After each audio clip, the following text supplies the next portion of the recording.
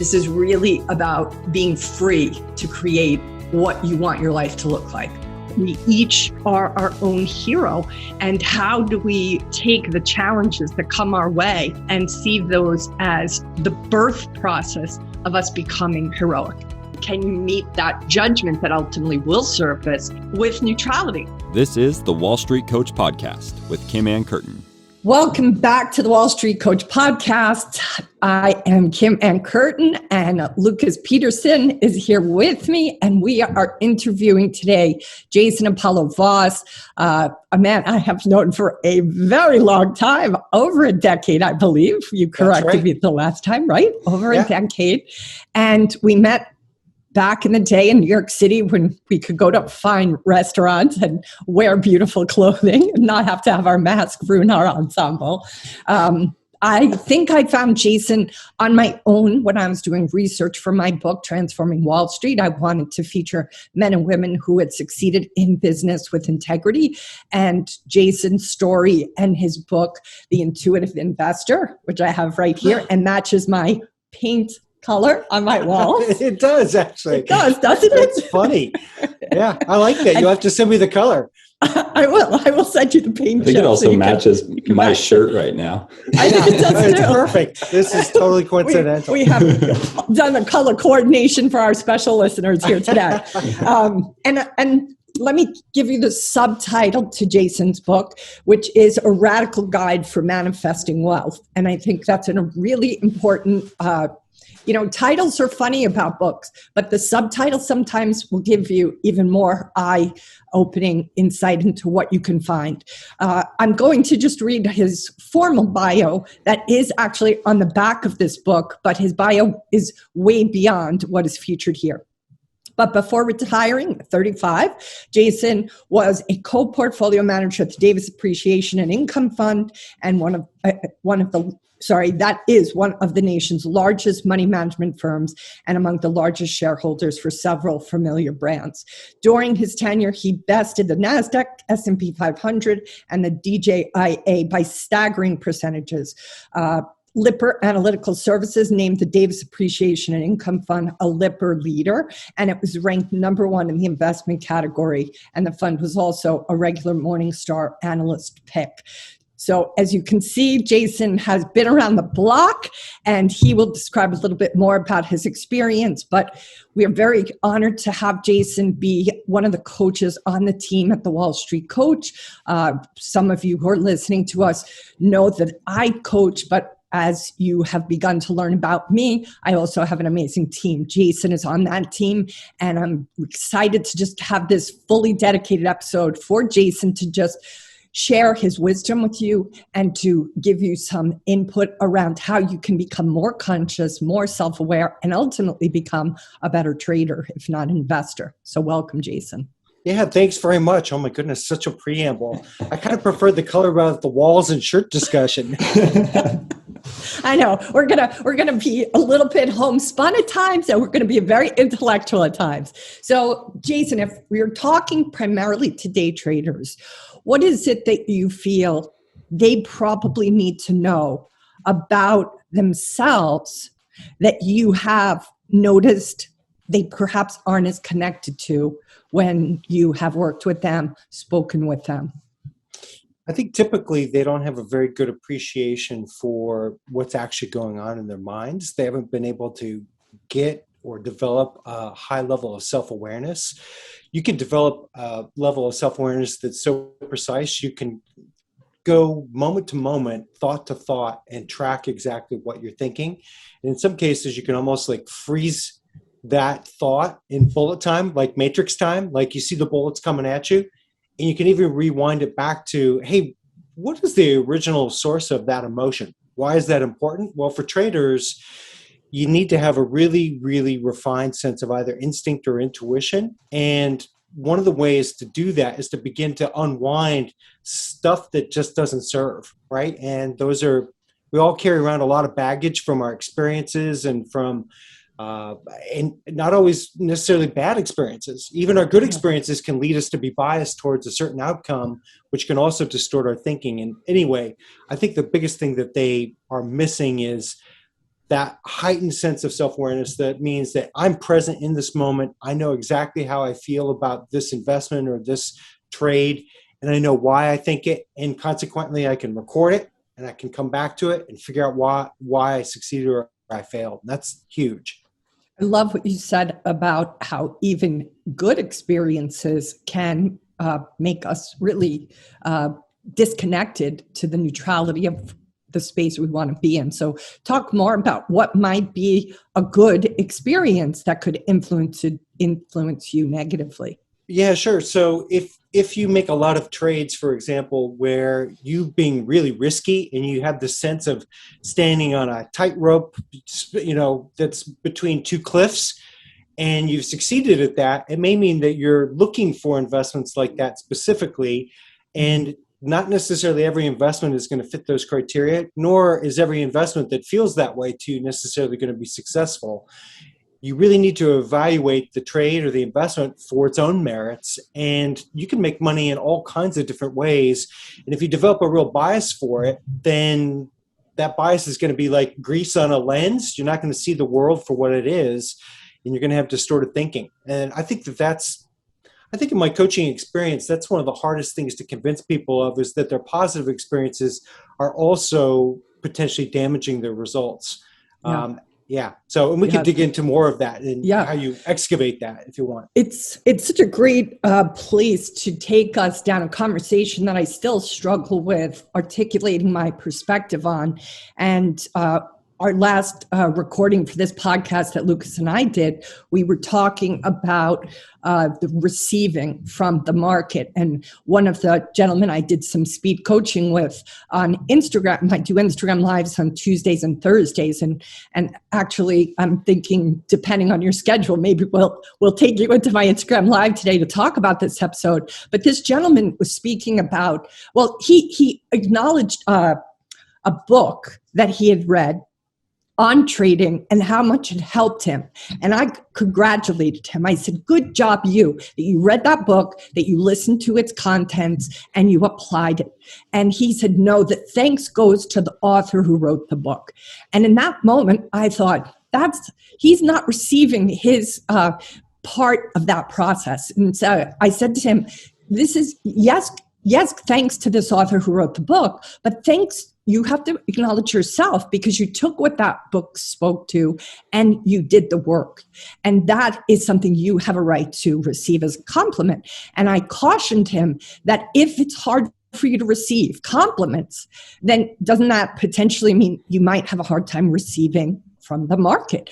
I think it's definitely not a scientific presumption. It's just my seeing a pattern of, is it possible that prevents you from receiving? Because I feel sometimes how you do one thing is how you do all things.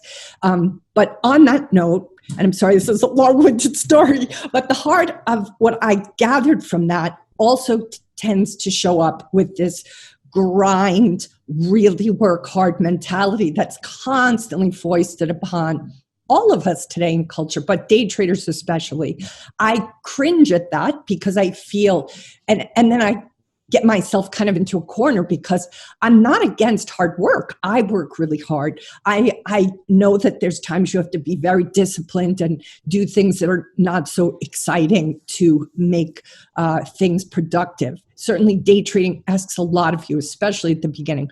However, I just am afraid that sometimes people collapse hard work, that's the only way you can profit or that you can succeed. So do you understand what I'm trying to articulate? I do. And I'm fond of saying, Kim, that an ounce of understanding is worth a pound of information. And I think many people who invest and trade think that by assessing more and more ever greater amounts of information, that somehow that's going to lead to better results. And I will take 2 ounces of understanding over 2 pounds of information any day. There's plenty of information. There's more than any one human being can begin to process, even assuming you have an entire office full of supercomputers. You still have to choose how much of the fire hose you want to drink from. And the understanding of why this matters in this context at this very moment, and why it matters personally to me and why it affects me, is everything. And I think that when people get in the habit of digesting more and more information, working harder and harder to digest more and more information. It's like riding a bicycle by staring at the front wheel. And inevitably, you're going to hit a pothole. Inevitably, you're going to lose track of the destination that was originally on the horizon. And you need to have perspective. You need to, the long term and the short term are both important factors. And so you got to look up from the information every once in a while and stop and say, do I even understand what I'm reading? How does it relate to my deeper understanding that I've developed over the time that I've been an investor or a trader? Do I sense that things are changing and in a process of deceleration or acceleration of something, like in terms of trends? And if you don't take the time to understand it, it's just noise. There's no signal. Yeah. And so for those who are especially probably, I think we have a mixed collection of listeners, those that are sophisticated traders who've been in the game for a while. And then we also have traders who are new. How did you yourself, or do you even today, manage the work and the balance of rest? I just make time for it. You know, that's there are 168 hours in a week, and none of us can alter that. And that's just the nature of the beast. And so you either have to find ways of being more efficient, more knowledgeable, or you have to have insight that nobody else has that is worth everybody else's, grind. And the only way I know to do that is to make time for it. And so, for example, when I was a portfolio manager, I would listen to earnings call during the course of earnings season. I would listen to earnings calls, and I would doodle. And the reason I would doodle is because the content of what people are saying largely used to be available in a transcript. Now it's almost instantaneously available in a transcript. So that's not really what's important. What's important is your level of sensitivity to tone of voice. How well did they respond to this question? How does listening to this human being make you feel? And I'm here to tell you that all of those things, if you're skilled at it, are legitimate and difference-making realizations.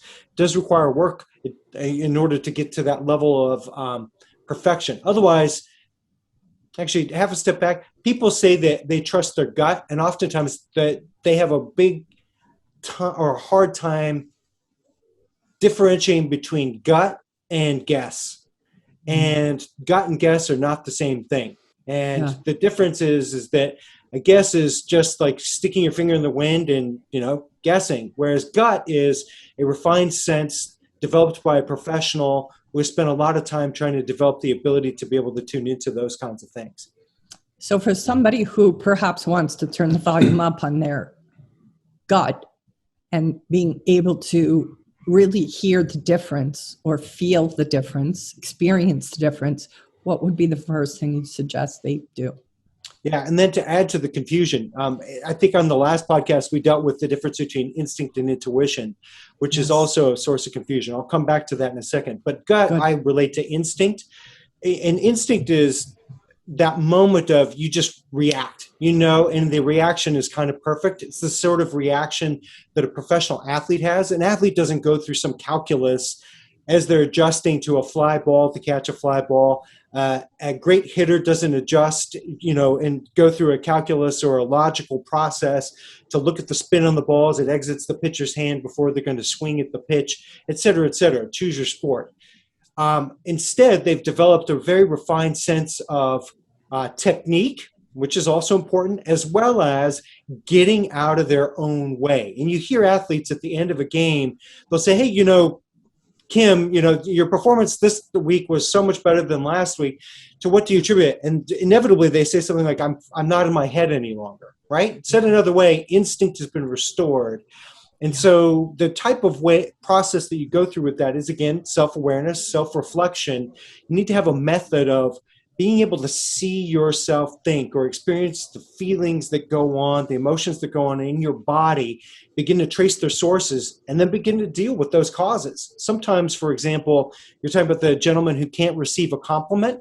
Yeah. That may be because he's patterned his behavior after a parent who he admired or somebody influenced him, and it may not be serving him. He needs to know. And if it's not serving him, then he needs to repattern himself in terms of his behavior so that he can receive, as you said, the signal from the market or the gift from the market. So that's just one example. Yeah. Yeah. Did you have a question there, Lucas? I mean, a lot of things came to mind with what you were just speaking about. As we're recording, it's during the Olympics right now, and 2021, we're calling it Olympics 2020, I believe, if I'm not mistaken. But I was thinking about Simone Biles has just withdrew, and a lot of what there's still a lot of muddy information that I'm sure we'll get clarity more and more on.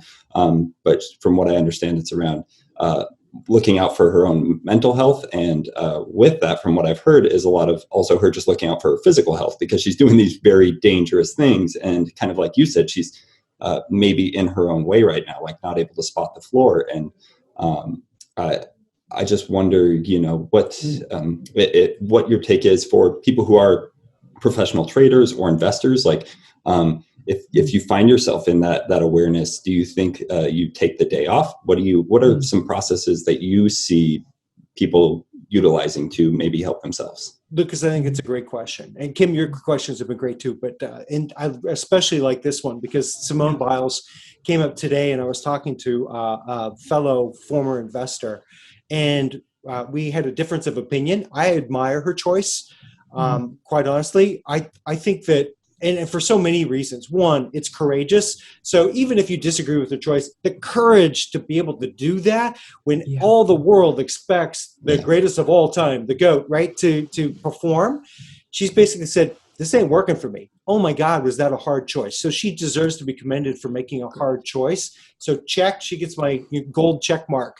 But in terms of knowing herself, again, golden check, right? She clearly knows herself, and she knows that she's not at her best. But then the part that I hope that people will acknowledge that are traders and investors is there are two parts to this, but it's the same conclusion.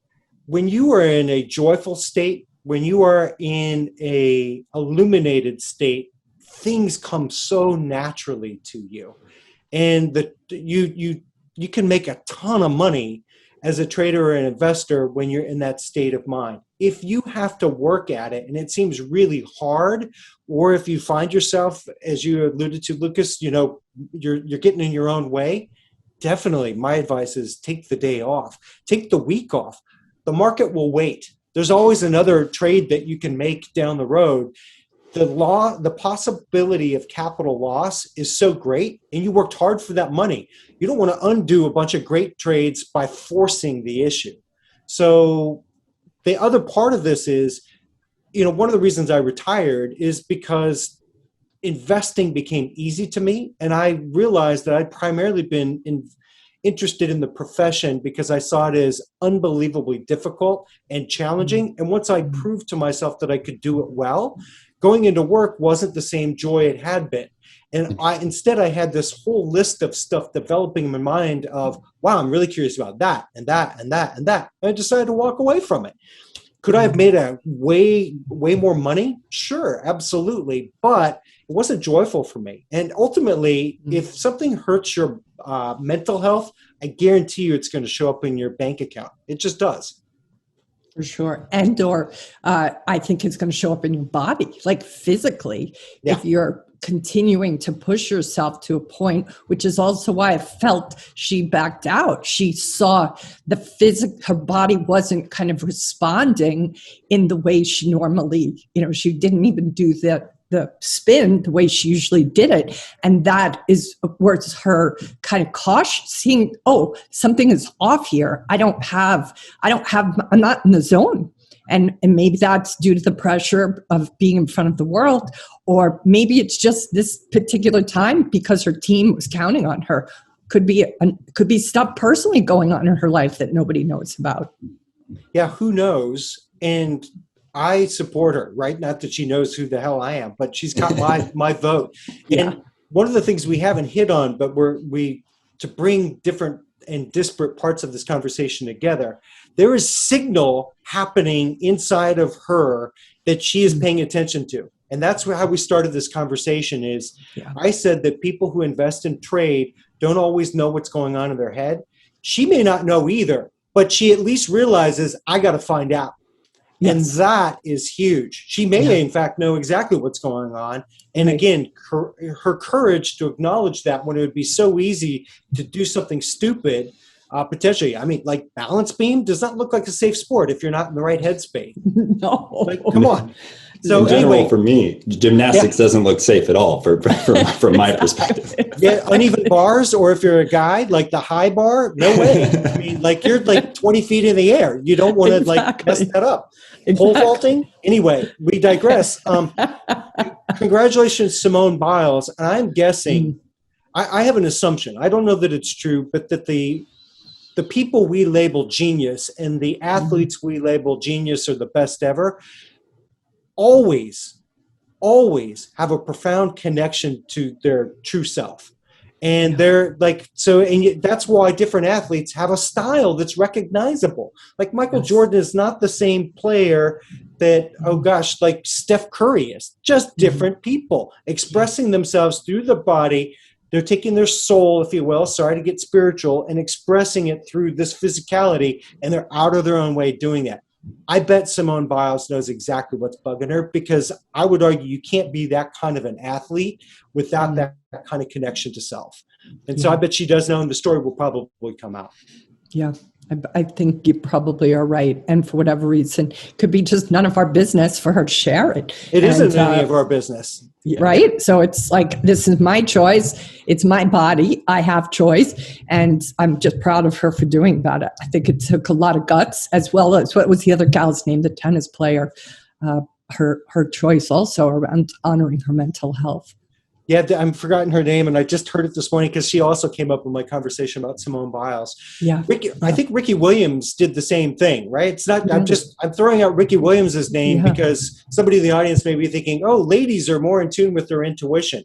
I think that's generally true, but not always. Ricky Williams is also like a meditator, for example, and he basically withdrew from playing football. He said it just wasn't joyful for him anymore. Yeah, the same thing with Calvin Johnson. I know he did the same thing. I'm sure we could just name a ton, right, if we start thinking about it. But I did find it interesting when you brought up that point of athletes, like, and I think you're right. Like there is something about like them expressing their soul through a lot of their performance, because you can recognize an athlete, like even a football player, the way they like move and run when they have pads and they're next to a bunch of other people who are dressed exactly the same, but you can still like identify who that individual is when they're at the top of their game. So and they call it getting in the zone, right? It's even a whole special category for them.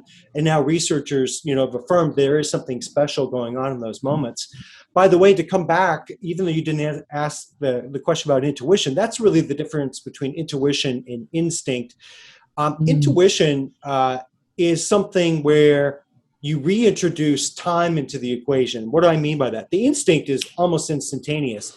Intuition, though, is something that exists more in an extended period of time. So, for example, Einstein credited intuition with all of his great insights, and he would puzzle over problems for years in some cases before, in a flash, some solution would come to him. I think what it was happening there is he was exploring a topic and beginning to develop a map. That map is a language to be able to ground the insight that comes through the intuitive insight. A truly revolutionary intuitive insight may be really bizarre, and you may not be able to relate it to anything, and that's why it takes a long time, and that's why there's a confusion around, you have to be an expert in order to have intuition. I don't think that's true. I just think if you want to turn it into something useful for yourself, you have to have a language and a nomenclature. If you're a trader, for example, if you don't know what the stock market is and you have an insight about a company, what do I do with that? Right. But anyway, intuition is programmable because you can do it in time. So you can turn your attention to what is the mood of the market. Instinct, you just respond, right? You just react to what's going on in the market. I buy, I sell. I don't invest. I don't whatever. Intuition, you can ask questions like, is the dot-com bubble bursting? Is the market's overall angst about that over? You can't ask that of instinct. You can't ask that of intuition. Yeah. Yeah. One of the things I do want to circle back to was when you spoke to doing that check-in. And if you're not in the zone, how do you walk away? You said, maybe you walk away for a day, maybe you walk away from a week. But I know that there are certain traders who have certain patterns, and that they could at times experience, I can't walk away, because what if that one pattern that I've been waiting for 6 months now shows up the week I walk away? What would be, how would you speak to that? Dealer's choice, who knows what's really going on in their head. I would say if they're quote unquote in the zone, or if they're in their best place and they've done a lot of work and they're expecting it to come, hang out. Who knows? Maybe they have an instinct about when the timing of something is going to be. But I'm also a big believer, and this features in my coaching with people. Inevitably, if you become my coachee, one of the things I will tell you is start logging your performance, both good and bad, to learn from it. So if that's an assumption, it's going to start coming. Write that sucker down as a prognostication. And if it doesn't, use it to get better. If it does, use that to get better. Like what went well with that trade. Get better. Who knows? Maybe they're right, maybe they're wrong. I am a big believer, though, of stress-free investing. If you're stressed out about something, I guarantee you're going to be making an intellectual choice, and it's going to be driven not by the good emotions. It's going to be intellectual. Clouded by fear, not fear, by anxiety or by ignorance. That's a deadly combo. Yeah, for sure. And the other thing too, I was thinking of as I was posing that question was, I think part of what maybe horrifies perhaps that person you were speaking to who saw it different around Simone is, she is obviously not going to get those financial contracts and the cover perhaps of the Wheaties box, right, by her walking away. But that is maybe just the best argument for the traders who are, I'm like, you need to take time off. And I understand that when you take time off, you may not see that pattern that shows up once in a blue moon. The point is, if your cost is your mental health, to get that, just like it would have been her cost to her mental health to just stay in the game for if she lived through it and didn't have anything physically happen to her negatively, then she is walking potentially away from money, but keeping herself intact. So I think that, I think she just exemplified that evidence of you can't always just do what's in your financial well-being. It has to be a holistic approach. Yeah, I think the person I was discussing, they have in their mind a mental concept, again, going back to bias, their prejudice, their prejudgment of what a pro looks like is somebody who performs even when they don't want to. And may be true, doesn't matter.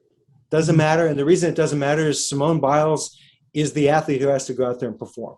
And we can all can make conjecture about all these different things, but I respect her choice. I mean, another person we'll throw out there, Dave Chappelle, is somebody who walked away from it all, and people thought he was lunatic. People literally thought he had a drug problem because nobody could understand why he would walk away from the largest contract in, I think, television comedy history at the time he walked away in, I think, 2005 or 2006. It's like, hats off to you, man. Yeah, well done. For sure. Well done. And look at all the stuff he endured. It's just not a popular choice. But again, people will look at me and they learn that I'm 51 years old. And they're like, oh my God, you don't look 51. It's like, you know why? Because I don't engage in stressful activities. I try and make money doing activities I really enjoy. Yeah. It's a game changer. It's a game changer. All right, we're going to also circle back to something else you said. You apologize for diving into the spiritual rabbit hole. No apologies needed here, Jason.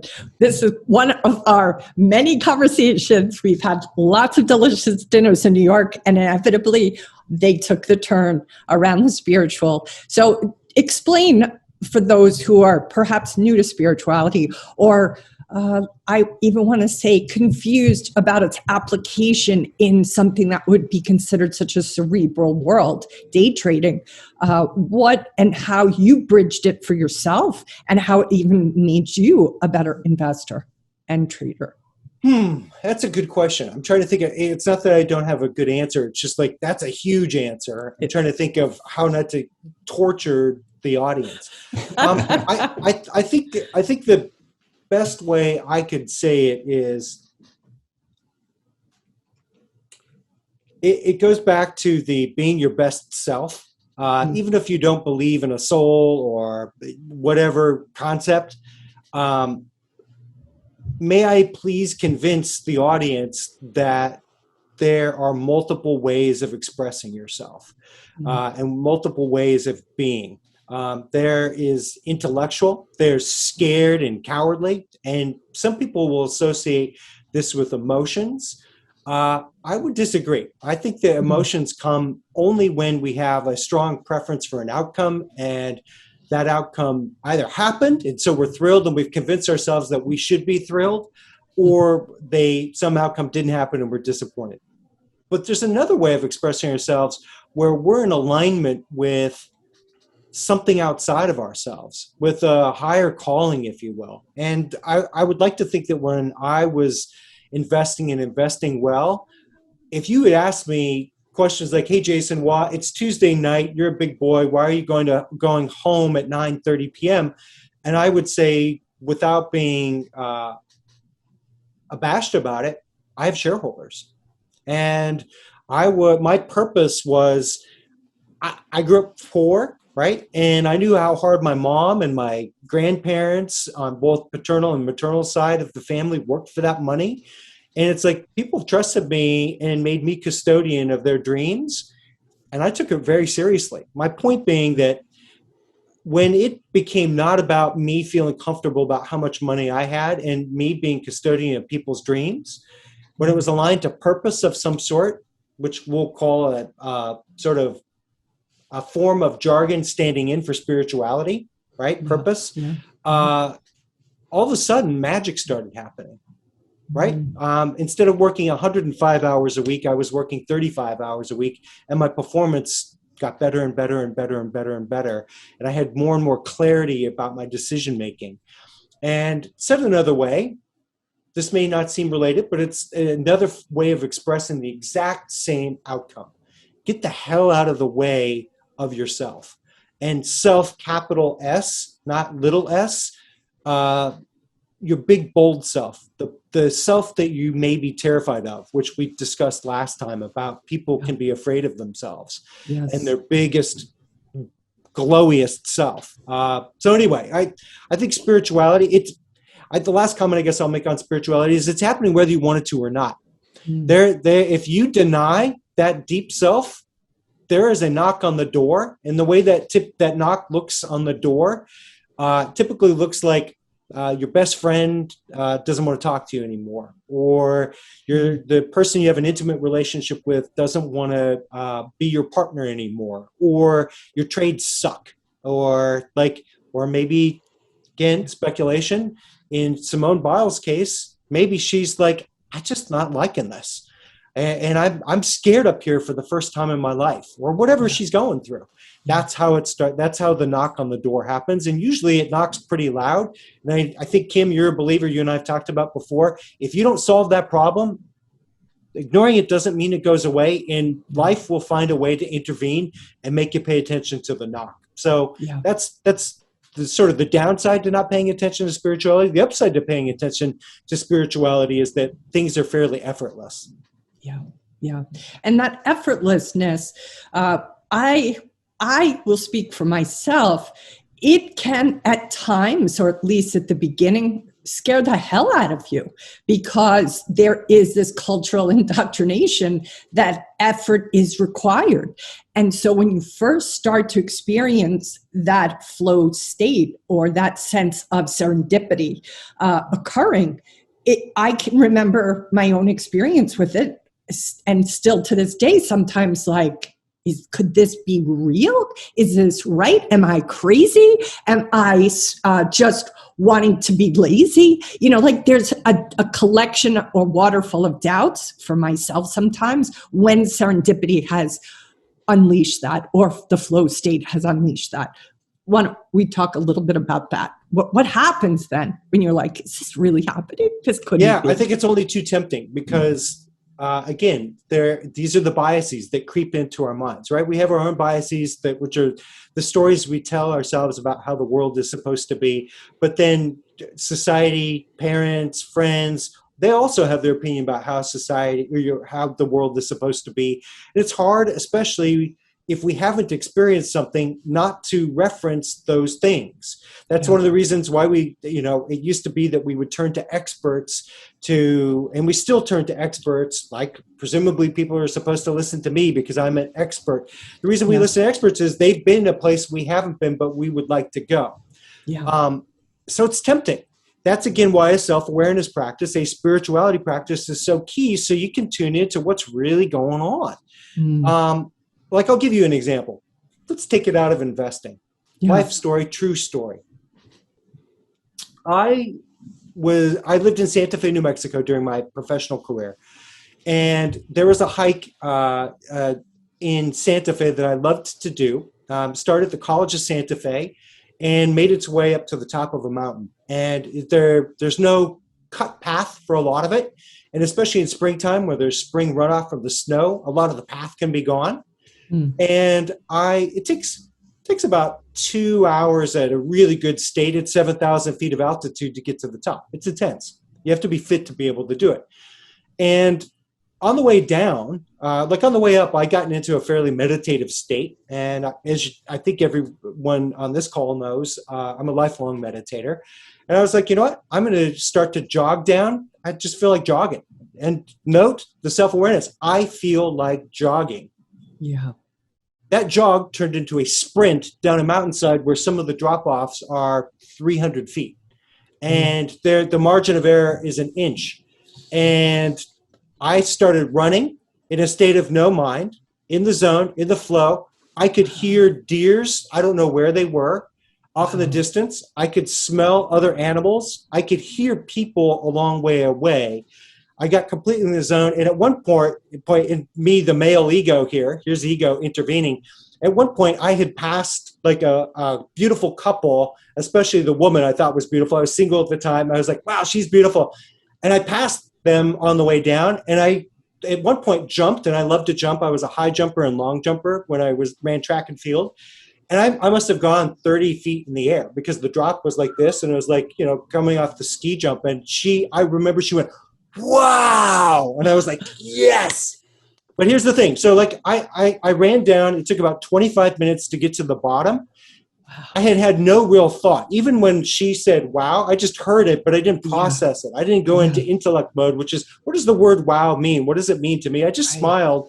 I was vibing off her energy. I got to the parking lot, and after this amazing athletic performance on my part, and I thought to myself, wow, that was amazing. And at that very moment, I slipped on a bit of sand on a flat parking lot, fell over and skinned my knee horribly. And I started laughing so hard. That's why you have to get out of your head. As soon as you got back in your head, you got injured. That is a great example. A great example. So that's why spirituality is important. Because trading can be like me running down the mountain. That's right. And I think you'll find if you use trading to develop your spirituality, and we don't have to talk about this. This is one of the major theses of my book, The Intuitive Investor. Investing is a badass way of refining your spirituality. Why? Because the market is objective and it doesn't care what you think. You don't have a dialogue with it. It doesn't have a dialogue with you. Yeah. And it's a teacher. There's on a daily basis, depending on what your time horizon is, minute by minute basis of how tuned in are you really? That's right. That's right. How neutral are you really? Because if you're not neutral and you have a predetermined outcome that you want, you can't be looking at it neutrally. You're going to have that lens of what you want, and then you're going to project.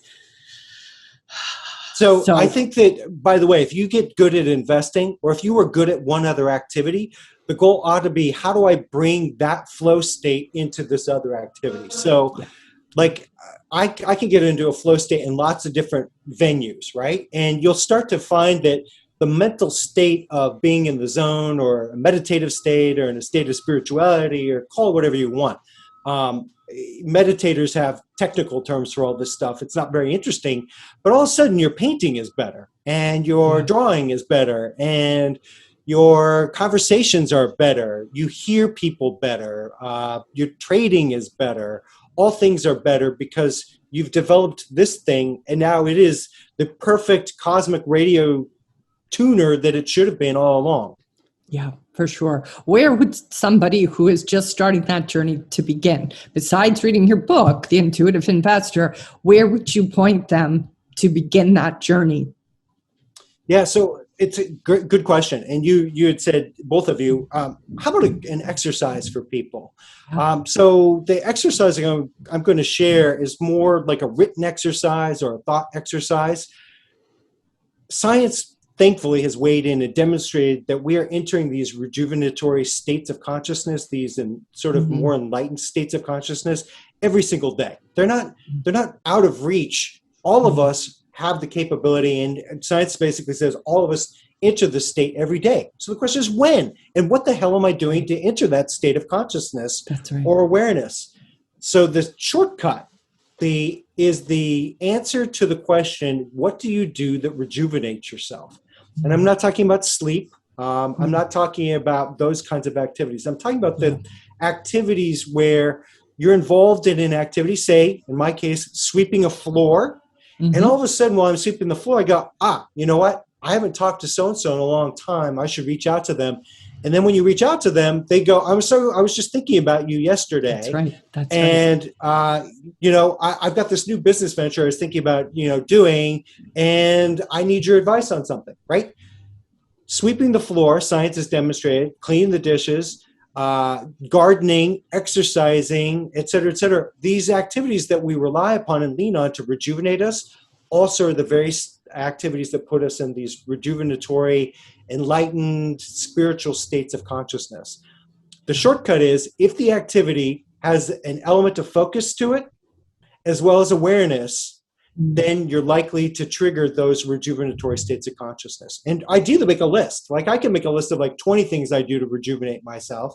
Yeah. And by the way, going back to the sweeping the floor, I got to focus. Either the floor is clean or it's not, right? So I got to focus on getting the dirt swept up.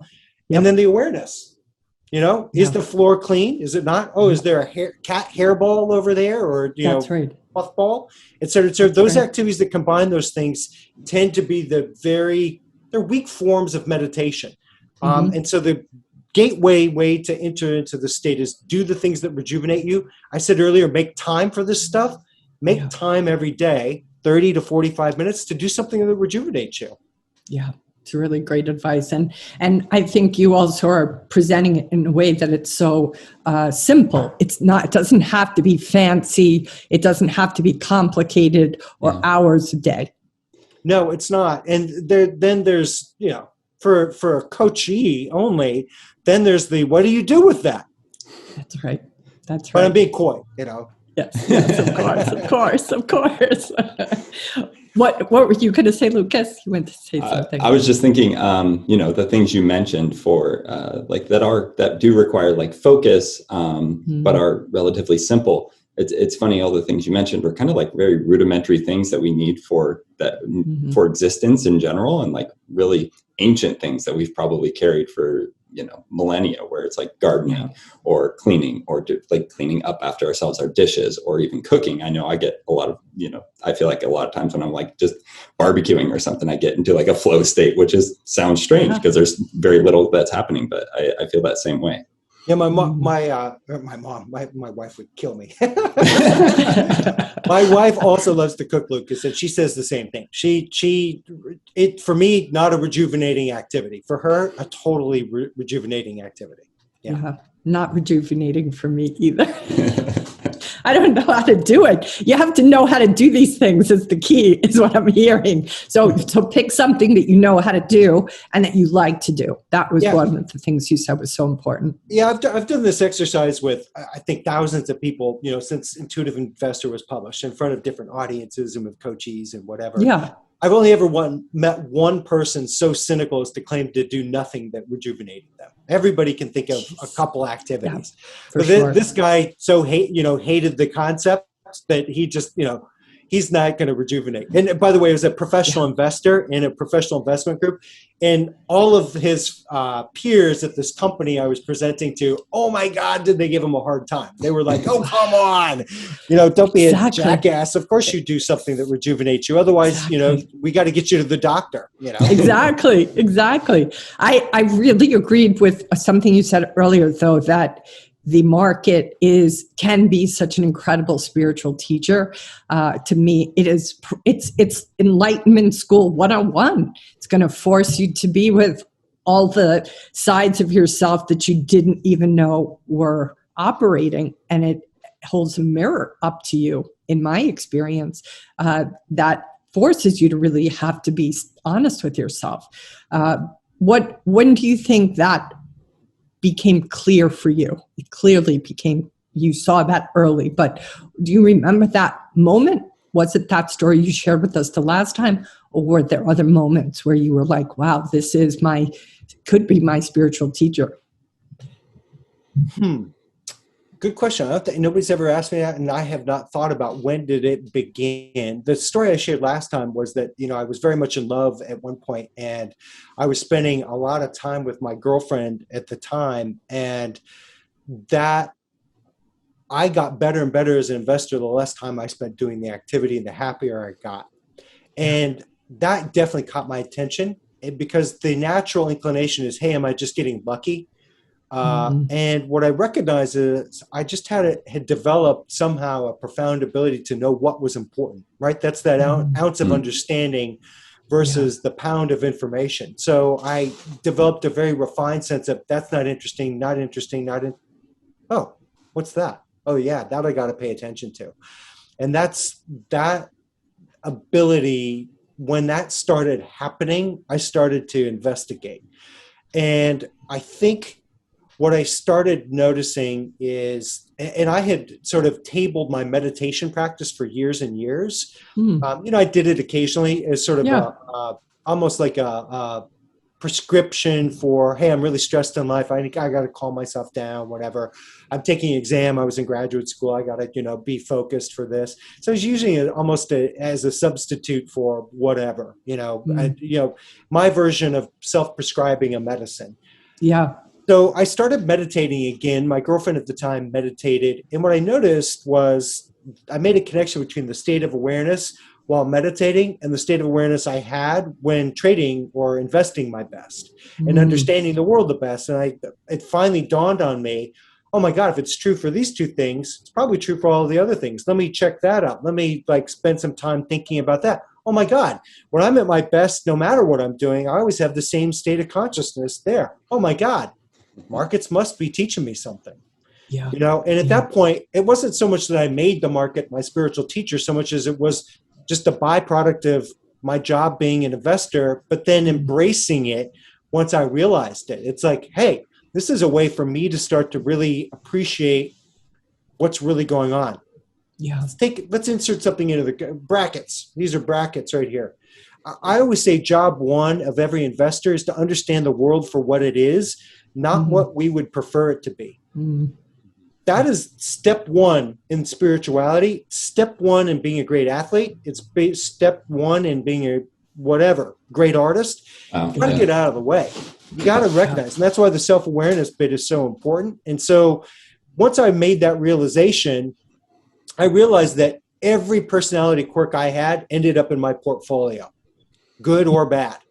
Right? Wow. How so? Well, I told the story, I think, last time about International Rectifier. If not, I'll repeat it. Yeah. So you did, but you can do a quick repeat of it for those. Yeah. So I was so excited to make the transition between research analyst and portfolio manager, and I wanted to have a big effect on the portfolio. And my own valuation of International Rectifier said it was worth around $45 a share. That's what it was trading at. But I really, liked the company. I was excited by the company. I wanted to have this big effect on the portfolio. So literally the day after I got promoted, we bought International Rectifier. Why? Because I justified it to myself because I tweaked my valuation model so that I could get up to $60 per share. such that there was 33% possible appreciation. International Rectifier proceeded to trade to around $28 to $29 per share, like within 3 weeks. And upon excavation, the only factor that drove that decision had nothing to do with the market, had nothing to do with International Rectifier, had everything to do with my ego wanting to make a big effect on the portfolio. And boy, did I. Just not in the way you'd hoped. So my personality quirk found an expression in the portfolio. Oops. Yeah. So where would you point, if you were coaching you back then, what would your coaching have done? Slow down. Mm-hmm. Slow down. Take note. Slow is fast. Slow is fast. When I first started, I told the story last time, I was working 105 hours a week. I repeated that again today. When I retired, I was working like 35 hours, and I was so much better at what I did. And it wasn't just a knowledge thing. It was an awareness thing. And the awareness came from giving myself time, that is slowing down, to appreciate what was going on. And let me be clear. Let me insert in something here. I became, in that transition from little I investor, where it was a job, to capital I investor, where it was a means of expression. Just as, again, like Steph Curry is a basketball player, capital B. I was working all hours of the day, really, because everything that I assessed in the day was through an investor's lens, which is a hyper-refined sense. Just as, LeBron James can't help but be LeBron James in every moment. He's probably thinking about basketball and shot and refinement constantly. But the actual time in the office thinking about stuff, 35 hours. And it took a while to unwind that. I'm an investor, capital I. Develop new habits, new ways of being. But I was, and by was, I mean, I was permeable to the activity of investing. It was in me and I was in it. There was no separation. And that can only happen, again, if there's no ego and there is minimal ego or minimal bias. You said neutral. I wouldn't quite say that, but it's just where boundaryless. I like your word receptivity better. Boundaryless, I'm my full self, and I know I'm an investor, and I'm going to kick you in the balls if you're going to come after me as my competitor. Like, and for sure. I knew what I was doing. That's really good. Boundaryless. I really like that much better. That makes so much sense because all things can show up on that plane, and you can be with them, notice them. It's the neutrality when I say that word, and it's because I can see that the trigger of joy and the trigger of frustration take you away from being present. So what else is a word that could be used there, Jason? We can't, there is no word for it. I mean, that makes sense. The word will require definition. And that's the nature, by the way, if you're in the audience and you hear Buddhists use these weird words, it is the thing and it's not the thing. It's not because they're trying to be evasive and, tricky. It's because certain things are ineffable. Just like riding a bicycle, I can try and describe to you what that feeling is like, but at a certain point, you just know when you're riding the bike, you're up and you're balanced, finally. No amount of coaching can help anybody. You just got to get up on the bike and ride it. And inevitably, that state is ineffable. So balanced, I mean, that's the best I got. It's sort of the state of being both attached and non-attached, vested and unvested. Which is why neutral, kind of makes sense. But it was me running down the mountain. It was just the boundary. Nature and me were one, for that 25-minte period. Yes, for sure. All right. So closing last words. Hard to, but what would you say is the most important thing you would want those who are the traders that are listening to us to walk away with? walk away with forever, or just from today's conversation? Just from today's conversation. Damn. We can go to forever. We almost got the secret to life right there, Kim, and you shut him down. Oh, sorry. We can go back to it. I can ask 2 questions. This is my podcast. I think the thing to take away from today and from our conversation is self-awareness. Like all of the beauty of investing, all of the glory of investing, all the goldenness of investing happens through self-awareness. Yeah. And just to start with self-awareness, start that practice. Yeah. As soon as possible. And there are lots of ways that you can do that. That features in my coaching work with others. And God, the secret to the universe, ineffable, right? When I've tried to communicate that to people before, I've just said, hey, if you can get into a state of no mind, just tune into my frequency, right? And like, here we go. Ready? Here's the secret to everything. Okay. Yeah, there we go. So, yeah. How useful was that to anybody? It could have been very useful to the person who's ready to hear what that message spoke. Sure. So I think it was a great message. It was a great message. Thank you so much. Is there anything, Lucas, that you wanted to ask that I commandeered that whole conversation probably? I could talk to Jason for like 8 hours probably. So not today, but I'm sure we'll bring you back again. We'll just keep pulling you back every few months, Jason. Yeah. I'm happy to talk about that. We could talk about all kinds of cool stuff. Yeah. And by the way, just because my book Intuitive Investor is the subject matter, I could even teach you cool things like how to have a conversation, discern between truth and lies. I can talk to you about financial statement analysis, like et cetera, et cetera. Yes. Yeah. Which, probably both of those things could be important in just one particular decision you make, or it's good to know truth and lies and the difference between them. And that maybe we'll bring you back on for the next podcast to talk about. Yeah, so then we have a little bit of a cliffhanger. Well, thank you for coming today. Thank you for your amazing book and for your amazing life and for the inspiration that you've given to me for more than 10 years now. So I'm really happy to know you. And I'm so honored that you're, on the team of coaches we have to offer here at the Wall Street Coach. If you're interested in learning more about what it would look like to work with Jason, please email Lucas here, Lucas at the Wall Street Coach, and he'll give you some understanding about how you could engage with Jason. And if you're interested just in coaching at all, feel free to reach out and just ask the questions about how we do that with people.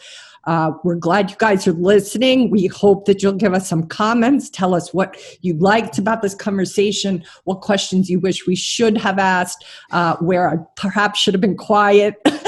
You just give us your input so we have some awareness of what you guys want more of. Thank you so much for today, Jason, and we'll see you hopefully very, very soon again here. Yeah, thanks, Kim. Thanks, Lucas. It's always a pleasure. This has been the Wall Street Coach Podcast with Kim Ann Curtin. You can find out more about her and her team online at thewallstreetcoach.com. If you've enjoyed this podcast, please consider leaving a 5-star review on iTunes. Thank you for listening.